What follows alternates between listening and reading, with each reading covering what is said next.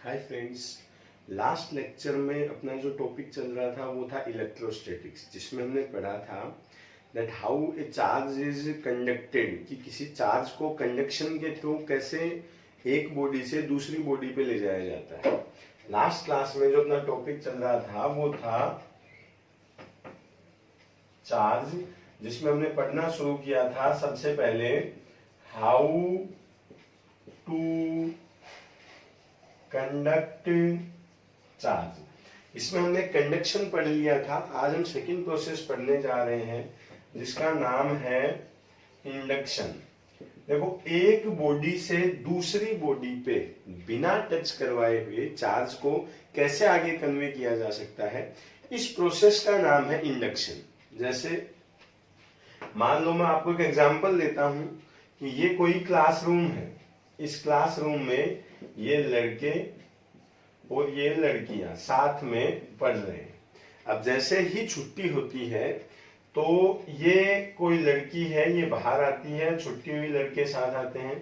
अब ऑटोमेटिक लड़के इसके पीछे पीछे चल देते हैं। ये तो एक लड़का इसके पीछे चल दिया। ये इंडक्शन है। इसने न इसको कुछ कहा है न इसने इसको कुछ कहा है, लेकिन जब ये एक दूसरे के पास आते हैं, डिस्टेंस इनके बीच की कम होती है तो इंडक्शन होता है। मतलब अगर ये पॉजिटिव चार्ज है तो लड़के पे ऑटोमेटिक पास वाली सरफेस पे नेगेटिव चार्ज आ जाएगा, मतलब वो इसकी तरफ अट्रैक्ट होने लगेगा। लेकिन यहां भी दो तरह की पॉसिबिलिटी बनती है। मैं ये कह रहा हूं, इस पे कुछ नेगेटिव चार्ज आ जाएगा और कुछ पॉजिटिव चार्ज आ जाएगा। जैसे अगर इसके साथ में जो लड़का चल रहा है वो इसको बोल देता है कि पीछे से कोई आ रहा है, तो ये इसके पीछा छोड़ के साइड में चल देगा। मतलब पॉजिटिव है तो ये भी पॉजिटिव हो जाएगा और रिपेल होके दूसरे साइड में चला जाएगा। लेकिन अगर इसको पता है कि आस पास में कोई नहीं है तो अट्रैक्ट होने लगता है। पॉजिटिव चार्ज गायब हो जाएगा, नेगेटिव बचेगा और ये इसके पीछे पीछे चलता रहेगा। तो इंडक्शन को हम यूं समझ सकते हैं कि मान लो ये कोई बॉडी है जिसपे पॉजिटिव चार्ज है। इसके पास अगर कोई न्यूट्रल बॉडी आती है तो इसके आधे सरफेस पे नेगेटिव चार्ज आ जाता है और बचे हुए आधे सरफेस पे पॉजिटिव चार्ज आ जाता है। यहाँ दोनों तरह के चार्ज आ जाते हैं। अगर हम ये कहें कि द टोटल इंड्यूस चार्ज, तो टोटल चार्ज जो इंड्यूस हुआ है वो फिलहाल तक जीरो है, क्योंकि जितना नेगेटिव चार्ज आया है उतना ही पॉजिटिव चार्ज यहाँ पे इंड्यूस हुआ है। अब अगर इसकी यहां से अर्थिंग कर दी जाए तो इस पे पॉजिटिव चार्ज बच जाता है, और अगर इसकी यहां से अर्थिंग कर दी जाए तो इस पे नेगेटिव चार्ज बच जाता है। तो हम दोनों ही तरह के चार्ज इंड्यूस करवा सकते हैं, क्योंकि इंडक्शन के दौरान तो दोनों तरह के चार्ज आएंगे। अब जो आपको रखना है उसको रख लीजिए और इसको नहीं रखना है उसकी आप अर्थिंग कर दीजिए, तो वो अर्थ के अंदर चला जाएगा। अब सवाल ये उठता है कि आप कितना चार्ज इंड्यूस करवा सकते हो, किस चीज पे ये डिपेंड करता है। देखो, ये डिपेंड करता है इस पे, जो मीडियम जा रहा है, वो जो लड़की क्लासरूम से जा रही थी उस पे डिपेंड करता है कि कितने चार्ज को हम इंड्यूस करवा सकते हैं।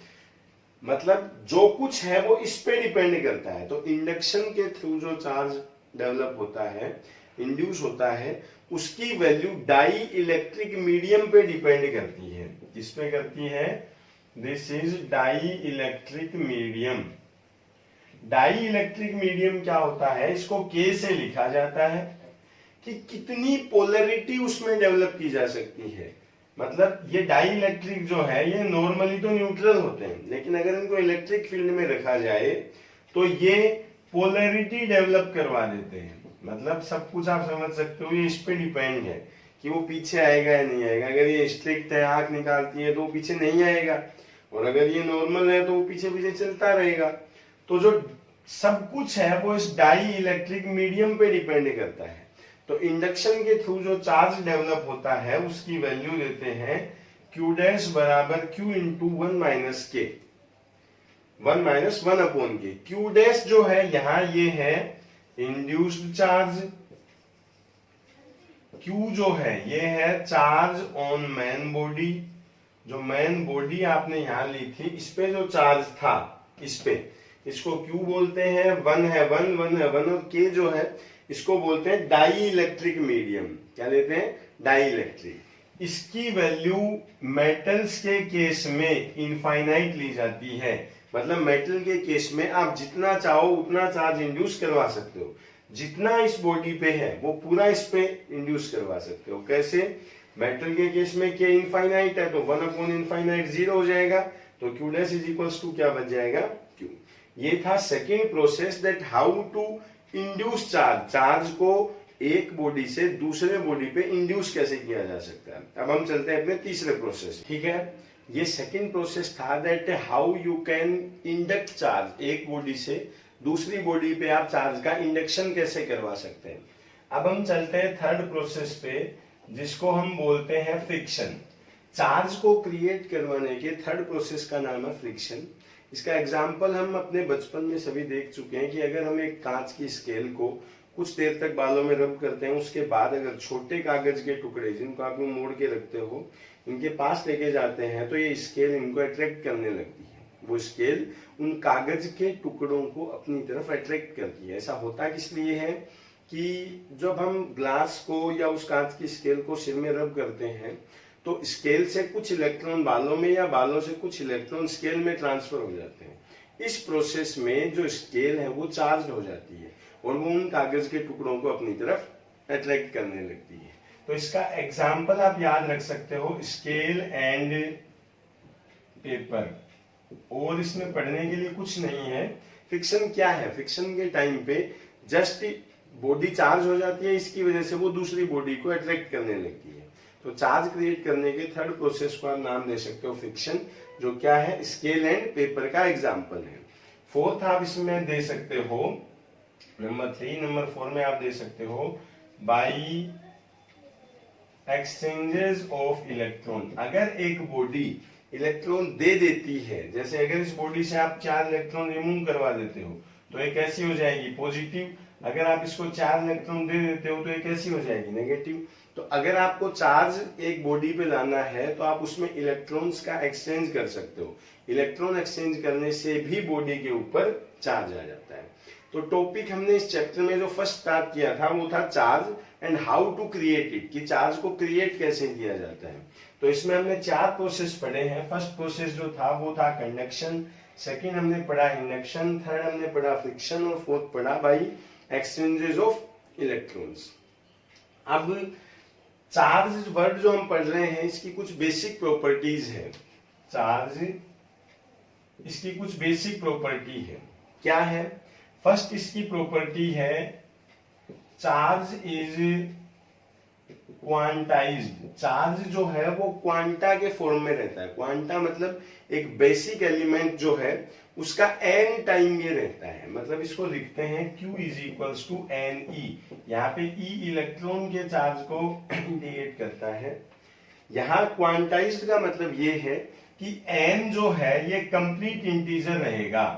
1 2 3 4 ऐसा नहीं रहेगा कि आप इलेक्ट्रॉन को या चार्ज को 1.2 इलेक्ट्रॉन 2/3 इलेक्ट्रॉन इस फॉर्मेट में रख सके। चार्ज जो है वो हमेशा इलेक्ट्रॉन के कंप्लीट इंटीजर के फॉर्म में रहेगा। 1 2 3 4 5 6 इसी तरह से इलेक्ट्रॉन आगे एक्सचेंज होंगे। क्वेश्चन इस पे कैसे आ सकता है? What is the number of electrons in 4 coulomb charge. हमें Q की वैल्यू दे रखी है 4 कूलम और पूछ रखा है N कितना होगा। तो आप यहां से क्या लगा सकते हो? Q is equals to N E. Charge कितना दे रखा है? 4 कूलम। N पूछ रखा है और E होता है 1.6 इंटू 10⁻⁻19। अगर N की वैल्यू आपको चाहिए तो आप इसको कर सकते हो यूं, पॉइंट हटा के 0 ऊपर लगाओगे तो ये होगा 2.5 टाइम। इसको आप लिख सकते हो 2.5 इंटू 10⁻⁻19।